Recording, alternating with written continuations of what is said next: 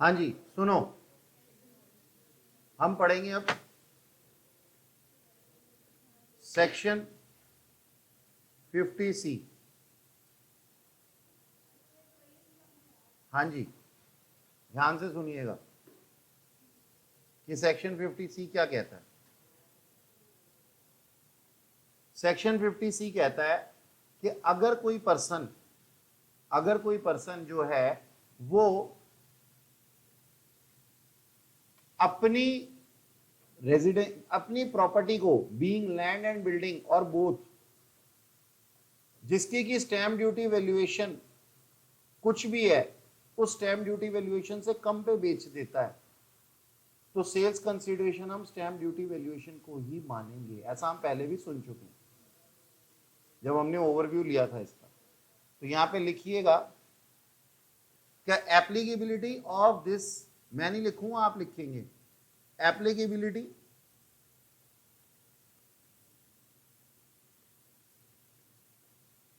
of this section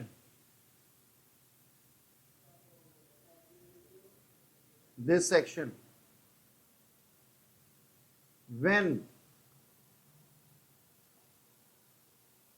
a person sold its नहीं his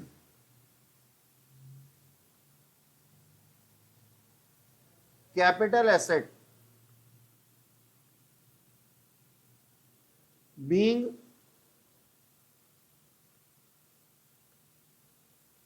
land and building, land or building,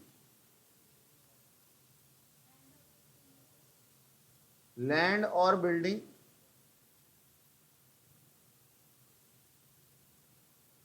or both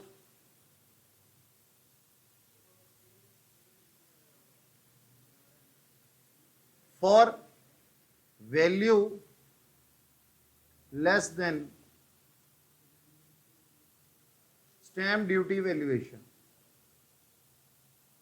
तो sir ठीक है, section तो ये प्रिवेल हो जाएगा, लेकिन इन दिस केस क्या होगा? Full value of consideration shall be taken as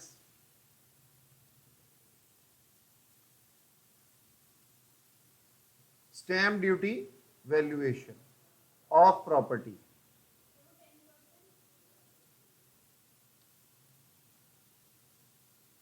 ठीक है जी, यहां तक लिखा हमने। धीरे धीरे पढ़ते हैं ना बेटा चीजों को।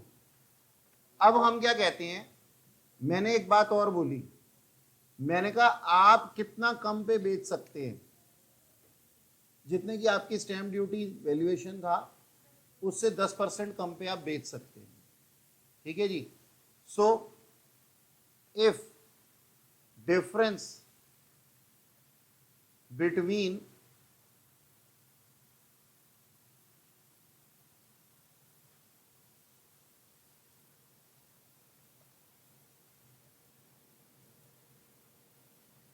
stamp duty valuation and actual sales consideration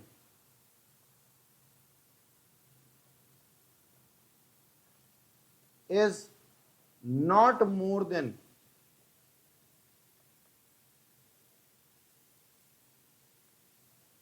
10% of stamp duty valuation, then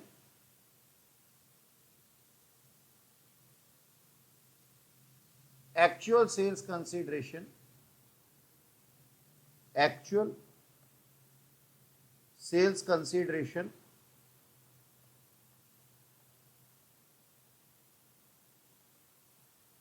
can be taken as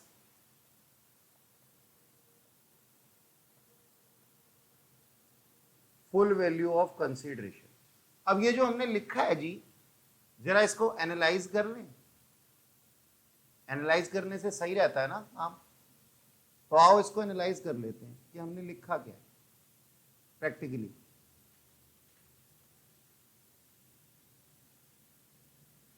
जी जनाब, मेरे को जवाब चाहिए आपसे। मुझे नहीं आता ये सेक्शन, क्योंकि मैं पहले भी पढ़ा चुका हूं आपको, तो जब मैं पढ़ा देता हूं तो फिर मैं भूल जाता हूं।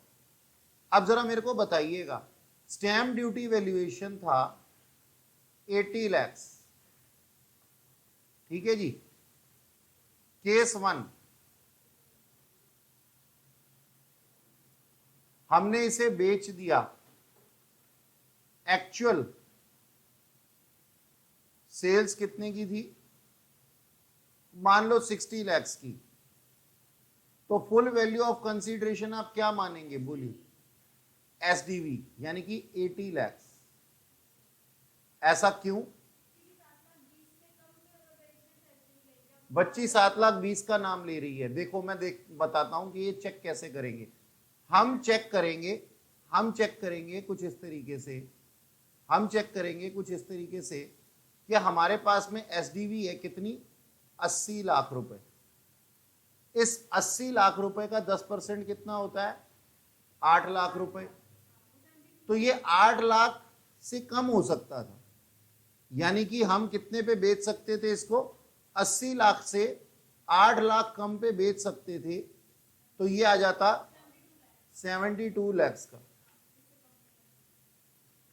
अगर हम 72 लाख के अंदर अंदर बेचते, यानी कि 80 से 72 के बीच में बेचते, तो एक्चुअल सेल्स कंसीडरेशन ही हमारी क्या आ जाती, full value of consideration.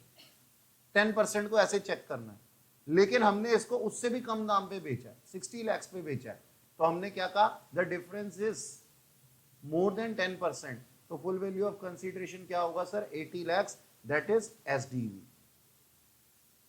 Okay sir, यानी कि चोरी अलाउड है 10% तक। केस 2, मान लीजिए मैंने इसको 75 लाख का बेचा है, तो बताइए full value of consideration 75 lakh,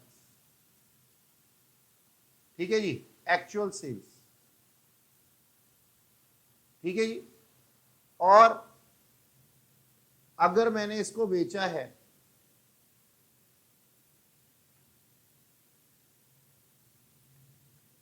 90 lakh का, सर सेक्शन ही प्रिवेल नहीं हो रहा, क्योंकि सेक्शन कब प्रिवेल होता है, जब एसडीवी से कम पे बेचा जाता है। तो इस केस में क्या होगा, जो एक्चुअल सेल्स कंसीडरेशन होगी वही मानी जाएगी, 90 लाख एक्चुअल सेल्स। ये बात समझ में आ गई, कोई शक, एनालाइज कर लिया हमने जो लिखा था, ठीक है जी। अब चलते हैं अपने दूसरे पॉइंट पे। दूसरे पॉइंट में क्या कहा जाता है, आओ।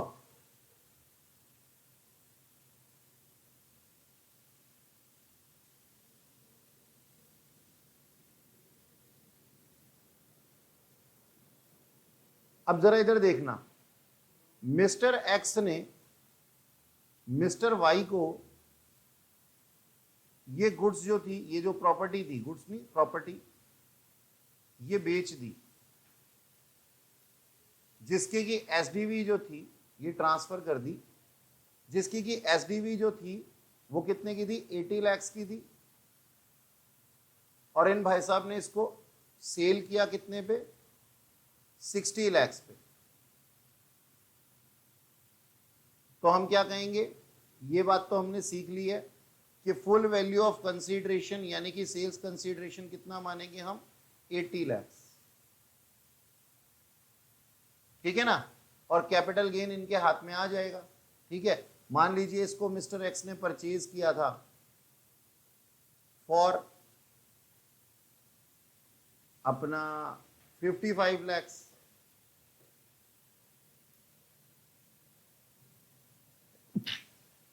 तो हम यहां पे 55 लाख को कॉस्ट ऑफ एक्विजिशन माइनस करके कैपिटल गेन निकाल सकते हैं, है ना। इसमें तो कोई शक है ही नहीं, जल्दी बताओ। 25 लाख,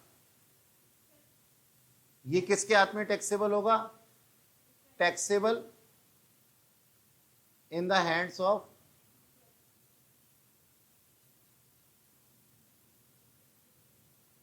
मिस्टर एक्स। अब now what about mister Y, mister Y की टैक्सेबिलिटी, मिस्टर वाई के हाथ में एज अ गिफ्ट 20 लाख रुपया टैक्सेबल है। नहीं, टैक्सेबल है ये बाद में देखेंगे। मिस्टर वाई के हाथ में गिफ्ट कितने का है? 20 लाख रुपए का है। 20 ऐसे आया कि 80 की चीज उसने 60 में खरीद ली, तो फायदा कितने का मिला उसको? बाहर किसी से खरीदने जाता कितने में होता? 80 में। इससे खरीदी है हमारे मिस्टर एक्स से, तो 20 का फायदा हो गया। ये गिफ्ट है इसके हाथ में। अब ये गिफ्ट टैक्सेबल गिफ्ट है या नहीं है, ये चेक करना है हमारे को। तो उसका क्राइटेरिया क्या है? If gift is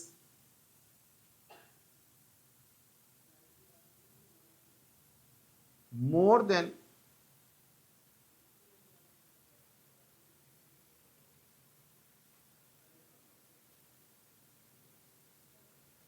rupees 50,000, and number 2, 10% of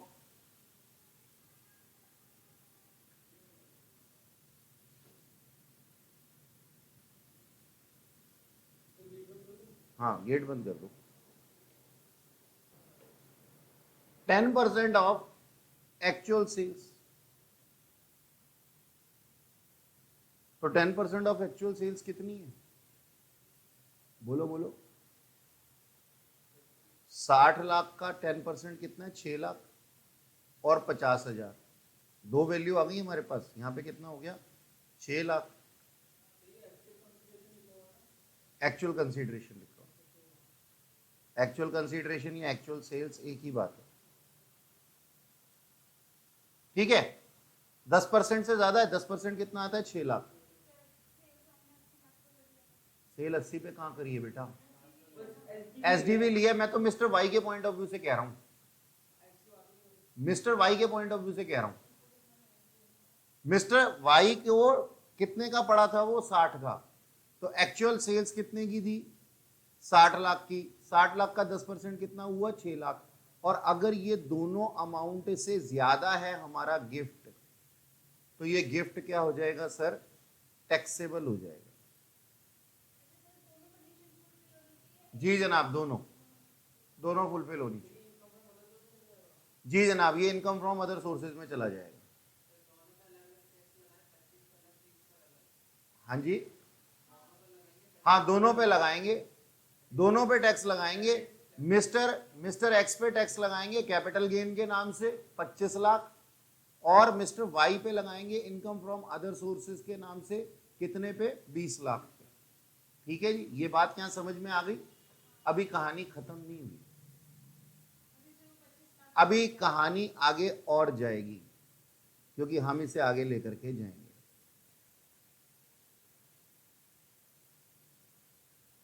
आगे सुनो, मिस्टर एक्स अगर इसको बेच देता है, if this property sold by Mr Y, then cost of acquisition कितनी होनी चाहिए? 60 लाख, जितनी इसने एक्चुअल पेमेंट की थी। Actual amount paid. अब भाग्य की विडंबना देख रहे हो, 80 लाख का सामान उसको 20 में मिला है, तो 20 लाख के ऊपर तो टैक्स ले चुके हैं, यानी कि इसकी कॉस्ट ऑफ एक्विजिशन 80 होनी चाहिए थी, लेकिन कहता है ऑन पेपर तुमने इसको 60 का दिखा रखा है ना, तो कॉस्ट ऑफ एक्विजिशन कितनी है तुम्हारी? 60 लाख की है। यानी कि क्या मिस्टर वाई इस चीज को देखते हुए मिस्टर एक्स को ये कहेंगे कि भाई साहब मुझे सस्ता बेच दो? कभी नहीं कहेंगे। मिस्टर वाई का नुकसान सबसे ज्यादा हुआ है। मिस्टर वाई का नुकसान कैसे हुआ है? एक तो जो कम दामों पे खरीदा है उसको गिफ्ट मान करके टैक्सेबल कर दिया, फिर जब वो बेचने गया तो उसकी कॉस्ट ऑफ एक्विजिशन भी एक्चुअल परचेज प्राइस मान ली, वो कम है। हाँ हाँ, तो ये क्या हो गया सर हमारे पास में? ये हमारे पास में एक तरीके का अन्याय है, और अगर इस अन्याय से बचना है मिस्टर वाई को तो स्टैम्प ड्यूटी वैल्यूएशन पे ही खरीदना होगा। अगर उसने स्टैम्प ड्यूटी वैल्यूएशन पे ही खरीदा तो ये सेक्शन प्रिवेल नहीं करेगा, सेक्शन 50C, और तब उसको कॉस्ट ऑफ एक्विजिशन भी कितनी मिलेगी, पूरी 80 लाख ही मिलेगी, जितना उसने प्राइस पे किया होगा। ये बात समझ में आई या नहीं आई? हजम कर लो भैया इसको। हाँ बिल्कुल लेते। बोलो जी, इस बात को हजम कर लो। सीधी सी बात है, कोई किसी को सस्ता बेचेगा ना तो हम उसको सस्ता मानेंगे नहीं। नंबर 1 तो अगर किसी ने किसी को सस्ता बेचा तो हमने सस्ता मानना नहीं है, महंगाई मानेंगे, नंबर 1। नंबर 2, जिसने सस्ता खरीदा है उसके हाथ में वो अमाउंट टैक्सेबल हो जाएगा जितना उसने सस्ता खरीदा है, और उसका क्राइटेरिया तुम्हारे सामने है, 50,000 या 10% ऑफ एक्चुअल सेल्स। अगर उससे ज्यादा हुआ ये गिफ्ट तो क्या हो जाएगा, टैक्सेबल हो जाएगा। तो पहले तो बेचारा रिसीव करते समय टैक्स दे रहा था, फिर जब बेचने जा रहा है तो उसको उसकी कॉस्ट ऑफ एक्विजिशन क्या मिल रही है। मतलब मान लो ये प्रॉपर्टी उसने 1.25 करोड़ में बेच दी, तो 1.25 करोड़ में से कितना माइनस होना चाहिए था, 80, लेकिन 80 माइनस नहीं है, एक्चुअल पेड प्राइस 60। तो इससे हुआ क्या, मिस्टर वाई को डबल लॉस हुआ। एक तो उसने गिफ्ट के ऊपर टैक्स दिया, और जब उस गिफ्ट को बेचने गया तब भी उसको पूरा फायदा नहीं मिला। इससे तो बढ़िया होता कि वो पूरा का पूरा अमाउंट जो है वो पे करता है। टैक्स पॉइंट ऑफ व्यू से कह रहा हूँ। हाँ जी, ये लिख लिया आप लोगों ने? बनाओ जल्दी से। हालांकि IFOS आपसे कोई नहीं पूछेगा, आपका सेक्शन यहीं पे खत्म हो जाता है 25 लाख पे, लेकिन मैंने कहा पढ़ा तो रहे हैं, साथ के साथ पढ़ा देते हैं। कम होती है, गवर्नमेंट हमेशा कम से कम रेट लगा के चलती है। चलें जी आगे चलें।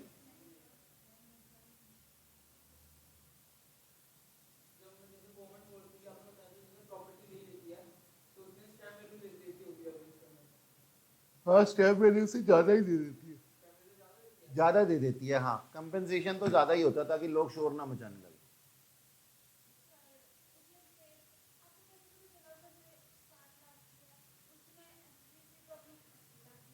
हाँ, तो क्वेश्चन तो बोला गया है ना कि क्या नाम है, एक्चुअल सेल्स कितना था, तभी तो सेक्शन प्रिवेल किया है। क्वेश्चन में मैंने देखो क्या लिखा है, मैंने बोला ट्रांसफर किया है उसने, SDV 80 दी और एक्चुअल सेल्स कितनी थी, 60। सेल ही तो है ये, ट्रांसफर सेल ही तो होता है।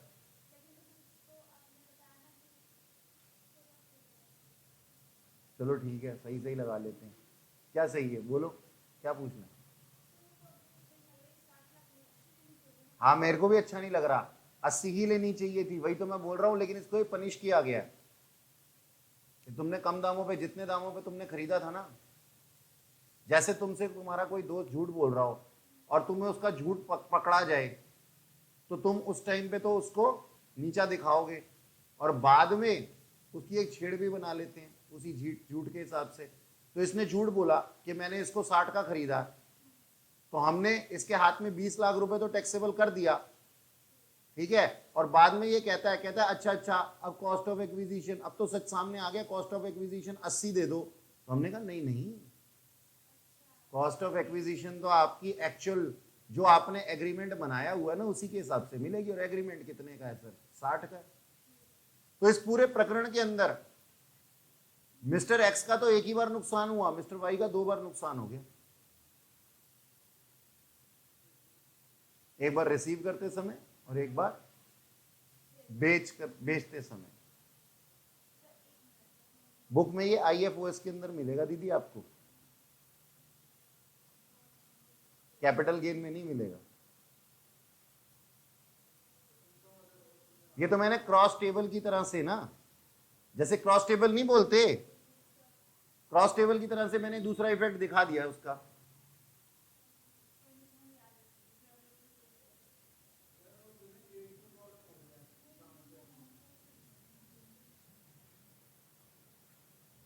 डेट्स में प्रॉब्लम हो रही है, ये एक लाइलाज बीमारी है।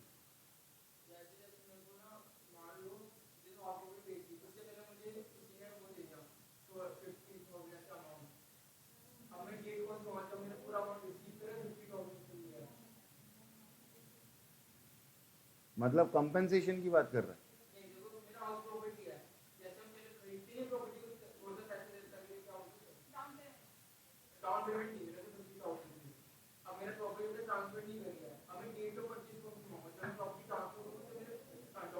इस वाले सेक्शन में हाँ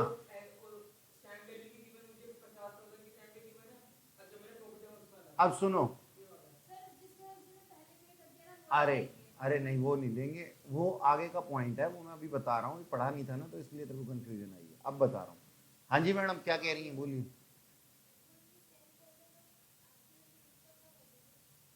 लॉजिक है तभी हम इसको टैक्सेबल करते हैं।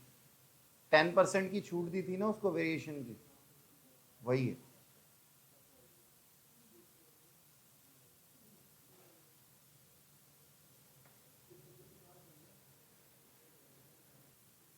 आ जाओ जी सेक्शन में आगे चलते हैं, चलें। अब देखो क्या लिखा है,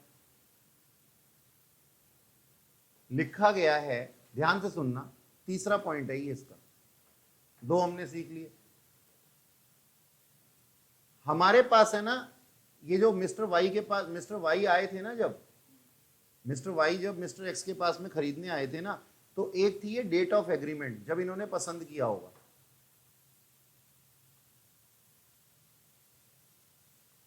और एक होती है डेट ऑफ रजिस्ट्रेशन।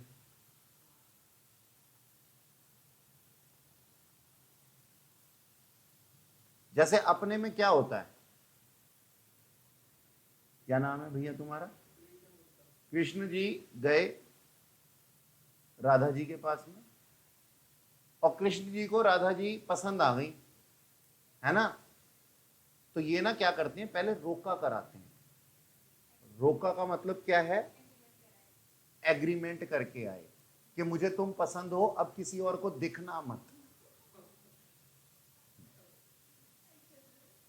उनके पिताजी को बोला आपकी बेटी मुझे पसंद है, और अब किसी और को मत दिखाना अपनी बेटी, अब मैंने देख लिया है, इन्होंने मुझे देख लिया, मैंने इनको देख लिया, हम एग्रीमेंट करते हैं कि हम आपस में शादी करेंगे। और एक दिन होती है जी शादी, वो क्या है, डेट ऑफ रजिस्ट्रेशन। तो ऐसे ही है ना, हम मकान के साथ भी शादी करते हैं। कैसे करते हैं, हम कहीं जाते हैं, मैं आपके पास में आ रहा हूं मकान देखने के लिए, और मकान का एग्रीमेंट मैंने कर लिया, मैंने कहा जी मैं ही खरीदूंगा इसको और किसी को मत दिखाना, और मैंने आपको दे दी एडवांस मनी। एडवांस मनी का मतलब क्या है, एक रोका अमाउंट। जैसे रोका करने आते हैं ना तो खाली आदमी जाते सोने की चेन डाल देते हैं कह रहा मुझे क्यों देख रहे हो, शर्मा आ गया लड़का, यथार्थ है, सबके साथ है भाई साहब। तो हम क्या कह रहे हैं जी, हम ये कह रहे हैं आपने एक रोका अमाउंट दे दिया, यानी कि एक एडवांस मनी दे दी, एडवांस मनी वहां पे दे दिया आपने, ठीक है जी, डेट ऑफ एग्रीमेंट पे। और उसके बाद में क्या होता है सर, आप आते हैं ड्यू डेट पे, एक डेट मुकर्रर होती है एग्रीमेंट के अंदर, मैं आऊंगा 1 महीने बाद, मकान की चाबी ले जाऊंगा और रजिस्ट्रेशन मेरे नाम पे करवा देना। तो वो है date of agreement, or date of registration. Generally ये एग्रीमेंट पहले बनता है, रजिस्ट्रेशन बाद में होता है, ऐसे आपने लॉ के अंदर भी पढ़ा हुआ। अब रूल क्या कहता है, कहता है at the time of agreement if a person have sent some money as a consideration or part of it by way of any mode other than cash, by way of any mode other than cash, then he may take SDV on the date of agreement, otherwise SDV of date of registration shall be applicable। Sir ये क्या बोल गए आप, आओ समझ लें इसको, बड़ा ही प्यारा है, बहुत ही प्यारा है। देखो मैं कहता हूं पहले ना कॉन्सिक्वेंसेस देखो, 50C बहुत प्यारा सेक्शन है। अब ना हमने एक बात तो कह दी थी ना, मिस्टर वाई के पास में मिस्टर वाई जो थे मिस्टर एक्स के पास में गए थे, और क्या बोला था, कि सर मेरे को सामान बेच दो, ये प्रॉपर्टी बेच दो। उन्होंने क्या बोला जी, 60 लाख रुपए की बेच दो और 80 लाख रुपए की एसडीवी है ना। यहां तक कहानी में हम चल रहे थे ना, एक्चुअल सेल्स इतनी हुई है और एसडीवी इतनी है। तो हम क्या कह रहे थे, एसडीवी ले लो। लेकिन तब तक एक कॉन्सिक्वेंस बीच में नहीं आया था, तब तक एक केस बीच में नहीं आया था। कहते ठीक है जी, ले लेते हैं एसडीवी। अब एसडीवी कौन सी लें? जैसे हम कहते हैं ना, हाथ से खाना खाओ। अच्छा, कौन सा हाथ, लेफ्ट या राइट? तो यह फर्दर पूछ रहा है एसडीवी लें, कौन सी लें? एसडीवी डेट ऑफ एग्रीमेंट पे थी, मान लो 80 लाख, और डेट ऑफ रजिस्ट्रेशन पे एसडीवी थी 1.25 करोड़। मजे आ गए इसके तो, मिस्टर एक्स के तो मजे आने वाले हैं अभी। कैसे मजे आने वाले हैं? देखो, अब एक बात के लिए, एसडीवी अगर वो लेना चाहेगा तो 80 लेना चाहेगा ना, 80 लेना चाहेगा ना। अगर मार पड़ ही रही है तो 80 की मार पड़े ना, 1.25 करोड़ की मार क्यों खाना चाहेगा वो? तो हमने ना इसको एक बात बोली, हम आपकी एसडीवी 80 मान लेंगे यदि on the date of agreement आपके परचेजर ने आपको एडवांस मनी दी है as a part of consideration, और फुल कंसीडरेशन दी है। यानी कि एग्रीमेंट पे या तो तुमने पूरा का पूरा अमाउंट ले लिया हो या फिर उसका कोई पार्ट लिया हो, और लिया भी हो कैश में नहीं, किसी भी तरीके काइंड पागल आपने लिया हो अदर देन कैश, इसका मतलब चेक। ठीक है जी, अकाउंट पे ही चेक, यूपीआई, पेटीएम मत क्या देना, करोड़ों की डील हो रही, कितने की भी कर सकते हो। आपकी अगर प्रॉपर्टी 2 करोड़ की है तो आप चाहे 500 रुपए दो, ये नहीं लिखा हुआ, ये कहीं नहीं लिखा हुआ। 1 रुपया दो तब भी रिश्ता हो जाता है। वैसे ऐसा होता नहीं है जनरली, क्या नाम है, यहाँ पे ना वैल्यू जो आपको दी हुई होती है लाखों में तो दी ही होती है, लेकिन वो चेक कर लेना कि वो कैश में ना दियो। अगर वहां लिखा होगा ना क्वेश्चन के अंदर कि Mr Y paid ₹1 lakh in cash as advance money, so advance money का कोई लेना देना नहीं है क्योंकि कैश में दे दिया है। तो अपन फिर क्या ले लेंगे यहाँ पे, एसडीवी कौन सी ले लेंगे, 1.25 करोड़ ले लेंगे। तो एक बार फिर से बोल दूं तुम्हारे को, देखो मैंने क्या बोला, अब हम कहते हैं जी एसडीवी तो लग रही है, ये तो हमने ऊपर सीख लिया, लेकिन कौन सी एसडीवी, डेट ऑफ एग्रीमेंट की और डेट ऑफ रजिस्ट्रेशन की। तो बोलता है डेट ऑफ एग्रीमेंट की एप्लीकेबल हो जाएगी अगर आपने इसका कोई ना कोई एग्रीमेंट के टाइम पे बयाना लिया है, बयाना का मतलब एडवांस मनी लिया है, और वो लिया हो आपने किसी और मोड में अदर देन कैश। इतनी सी बात है, बात समझ में आई? ओके, ठीक है। तो इस बात को लिखो जरा कॉपी में। हाँ, वो तो वाई के हाथ में तो टैक्सेबल होगा ना। हाँ हाँ, ये 50C ही चल रहा है मैडम अभी। किससे, कितने की? हाँ, 80 से वैल्यू बढ़ गई ना, डेट ऑफ रजिस्ट्रेशन पे 1.25 करोड़ हो गई। तो अब एसडीवी कौन सी लोगे, 80 या 1.25 करोड़, ये डिपेंड करेगा। आगे चल रहे हैं ना हम सेक्शन में। हाँ, जो सेल कर, पसंद नहीं, उसकी पसंद पे नहीं पड़ा हुआ कुछ भी, उसकी पसंद को छोड़ो। हम ये कहते हैं आपने अपने ग्राहक से, जिसको मकान बेचने जा रहे हो, कोई कंसीडरेशन लिया या पार्ट ऑफ कंसीडरेशन लिया on the date of agreement? अगर लिया है तो क्या कैश में तो नहीं लिया, और कैश में लिया है तो फिर बात खत्म, फिर तो 1.25 करोड़ ही होगा।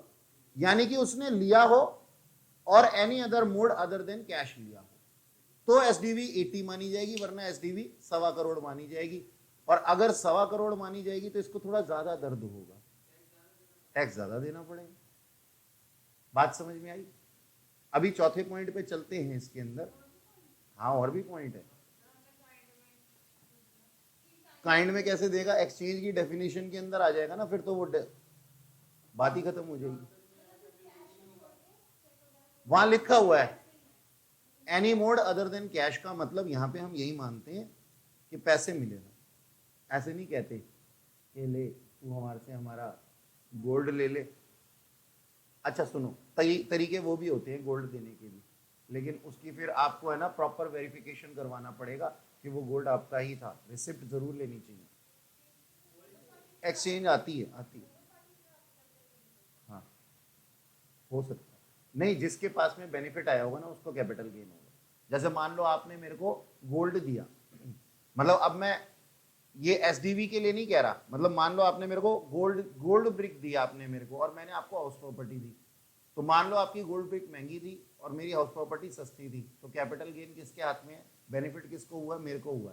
तो मेरे हाथ में कैपिटल गेन होगा। उसमें जो जा रहा है वो कॉस्ट ऑफ एक्विजिशन मानेंगे, जो आ रहा है उसको सेल्स कंसीडरेशन मानेंगे।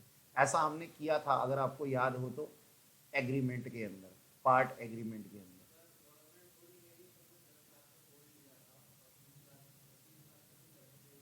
लेकिन उस गोल्ड की वैल्यू भी तो बड़ी होगी ना। हाँ, लेकिन अगर सस्ती प्रॉपर्टी ली है उससे तो बेनिफिट नहीं हुआ ना, इनकम के ऊपर टैक्स लगता है। अच्छा छोड़ो ना, ये सब बातें क्यों कर रहे हो? देखो, इस बात को लिखो तो सही जो हमने समझी है, वरना फिर भूल जाओगे।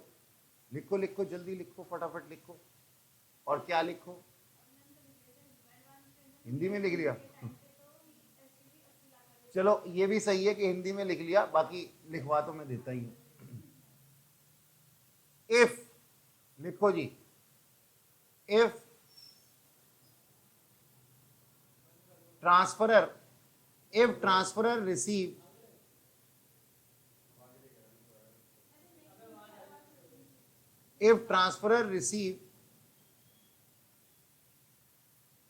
consideration or part of it, if transferor receive consideration or part of it from transferee on the time of, या फिर at the time of making agreement, at the time of making agreement, at the time of making agreement, then SDV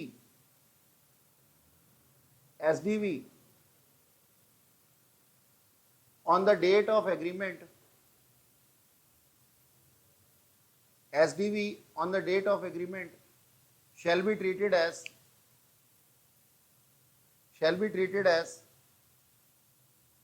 full value of consideration, full value of consideration।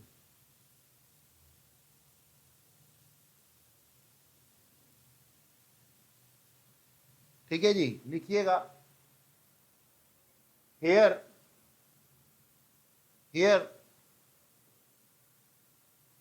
consideration or part of it, here consideration or part of it should be in any mode other than cash।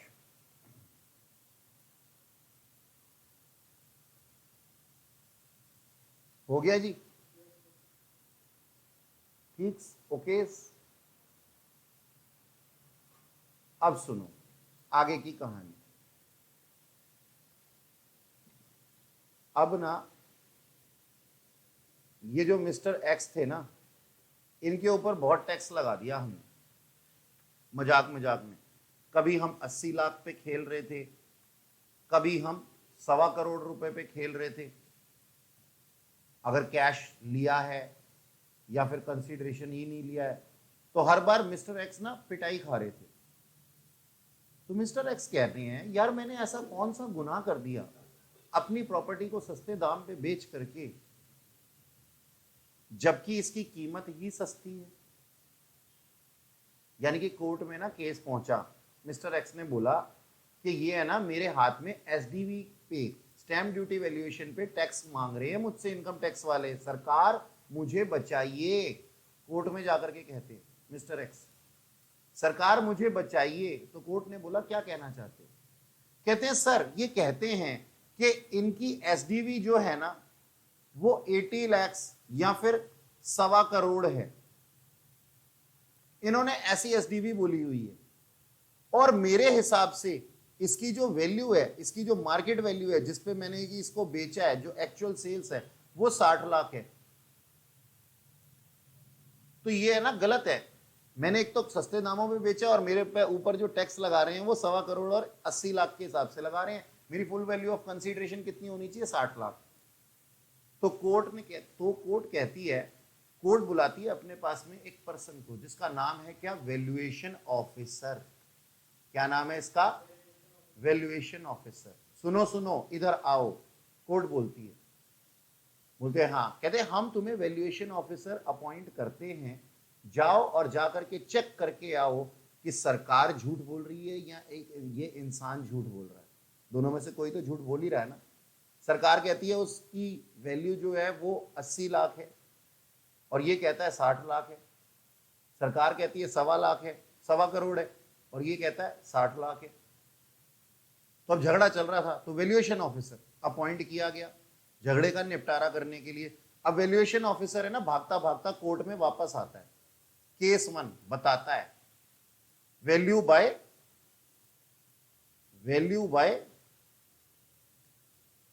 Valuation officer. वो आता है, जज साहब सुनो। बोले हाँ बोलो। बोले केस 1, मतलब केस 1। वो बोलता है सर ये है ना इंसान, ये जो क्या नाम है पर्सन है जो 60 लाख रुपए बोल रहा है, ये गलत बोल रहा है। दरअसल कितना है? 58 लाख है। जितनी ये लगा रहा है इससे भी कम है इसकी मार्केट वैल्यू। तो जज साहब कहते हैं अरे वैल्यूएशन ऑफिसर तुम चुप रहो, तुम्हारी राय नहीं चाहिए हमारे को। यानी कि 60 से भी कम है तो ठीक है, फिर हम इसको 60 मुकर्रर कर देते हैं। यानी कि कोर्ट में जज साहब ने क्या डिसीजन दिया? If value adopted by or declared by valuation officer is less than the value of actual sales, then actual sales shall be treated as full value of consideration. अच्छा, अब केस 2। वो भागता भागता आया, जज साहब सुनो। हाँ जी बोलो। कह रही है सरकार पागल है, ये 80 लाख, अब इसको ना एक ही ले लेते हैं हम, ये 80 लाख बोल रहे हैं, ठीक है जी, और 80 लाख नहीं है, इसकी तो 90 लाख है। जज साहब फिर कहते हैं अरे तुम चुप रहो, तुम अपनी कहानियां गा रहे हो, वहां पे 80 पे भी झगड़ा हो रहा है, तुम 90 बोल रहे हो बल्कि। तो क्या होगी full value of consideration? 80। Case 3। भागता भागता आता है, जज साहब सुनो, ये दोनों ही झूठ बोल रहे हैं। असल में जो इसकी वैल्यू है ना वो 75 लाख है। तो जज साहब कहते हैं वैल्यू कितनी है? 75 लाख। इसका मतलब क्या हुआ? एक लाइन में सुने, मतलब 3 अलग अलग केसेस को पढ़ने की बजाय हम एक लाइन में बोल देते हैं इसको। ना हायर की बात करते हैं ना लोअर की बात करते हैं। हम कहते हैं if value declared by valuation officer, if value declared by valuation officer is in between stamp duty valuation and actual sales, then it shall be considered. Otherwise considered नहीं होगी। अगर हायर होगी तो हायर वाला पोर्शन जो पहले चल रहा था वो ले लेंगे, लोअर होगी उससे भी ज्यादा लोअर होगी तो लोअर वाला पोर्शन यानी कि एक्चुअल सेल्स को ले लेंगे। ये कहता है हमारा नियम कानून। हाँ जी, इसको लिखना जरा, section 45 subsection 2, conversion of capital asset into stock in trade. Although ये हम कर चुके हैं पिछली क्लास में, लेकिन बावजूद इसके लिख लेते हैं। हमने बोला जी full value of consideration shall be treated as, बोलो क्या? Fair market value on the date of conversion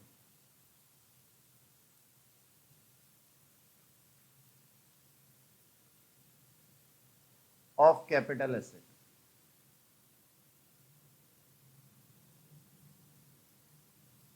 ठीक है जी।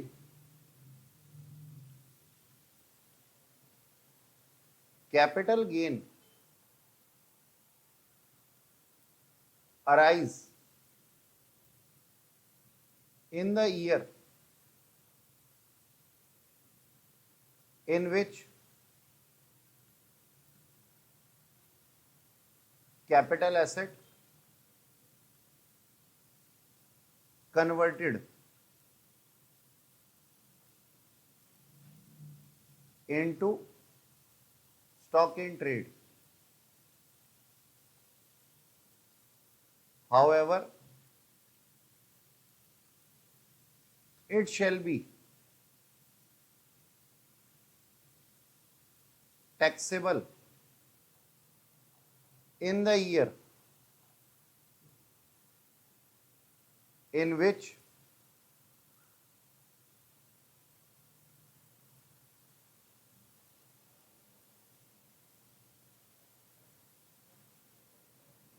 converted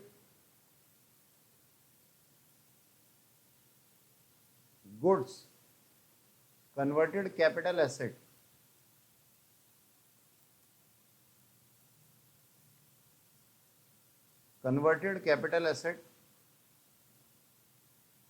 sold as stock.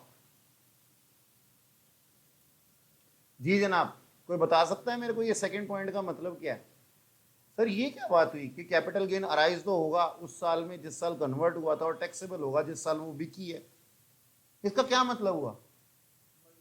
जहां जहां पे भी ऐसी लाइनें तुम्हें दिखाई देना, ऐसी लाइनें कहां दिखाई देंगी तुम्हें? टैक्स में तो ठीक है, ऐसी लाइनें तुम्हें दिखाई देंगी कंपेंसेशन वाले सेक्शंस में। तो इसका मतलब पता है क्या है? बेनिफिट ऑफ सीआईआई कब तक का लेना है? डेट ऑफ कन्वर्जन का मतलब डेट ऑफ कन्वर्जन तक का लेना है। तो मैं यहां लिख देता हूं it means CII of the date of conversion date shall be treated as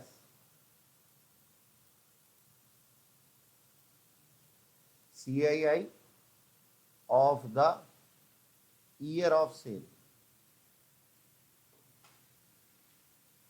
ठीक है जी, ओके।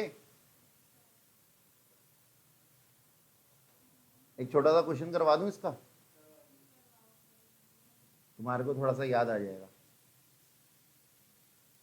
आ जाओ जी, देखो जी मिस्टर एक्स, हाँ गर्मी तो मेरे को भी लग रही है बंधु, लेकिन क्या करें। Mister x purchase a gold chain for rupees 20,000 as on 1/4/1995। Fair market value on 2001-2 was 50,000। Mr. X convert this gold chain into stock in trade, और इस दिन फेयर मार्केट वैल्यू कितनी थी? मान लो 10 लाख। एज ऑन, बोलो क्या डेट डाल दूं? 30 सितंबर 2015। ठीक है ना? आगे जाकर के Mr X sold this gold chain for rupees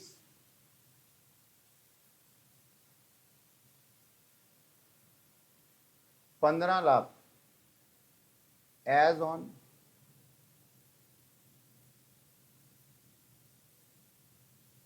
1 सितंबर 2018।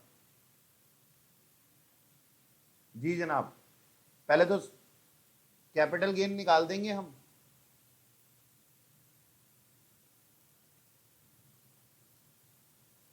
कैपिटल गेन कितना आएगा, बोलो बोलो। सेल्स कंसीडरेशन क्या लूं, यानी कि फुल वैल्यू ऑफ कंसीडरेशन क्या लूं सर? 10 लाख रुपए। रिलायजेबल एक्सपेंडिचर सर है ही नहीं,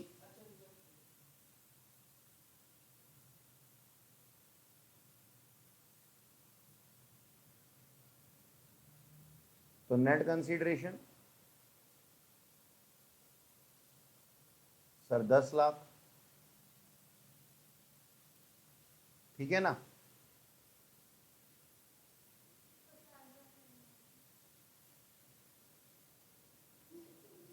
ये क्या हो रहा है?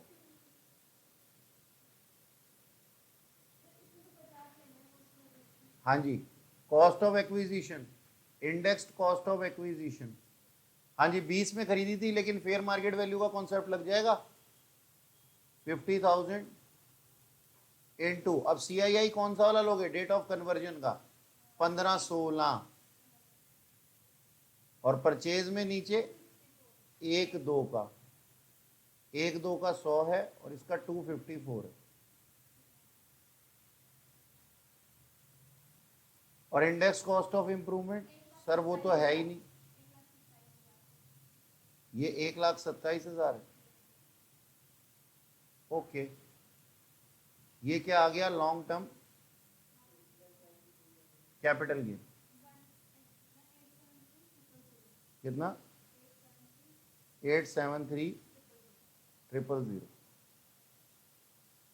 अच्छा, कैपिटल गेन के बाद बिजनेस एंड प्रोफेशन भी निकालना चाहिए हमारे को।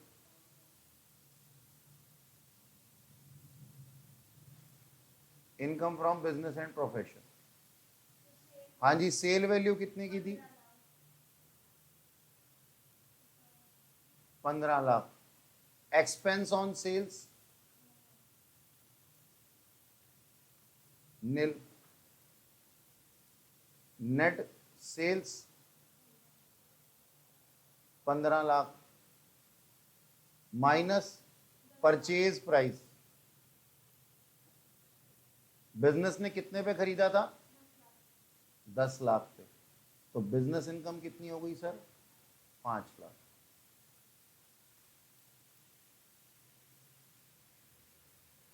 बिजनेस इनकम के अंदर इंडेक्सेशन नहीं लगती, याद रखना।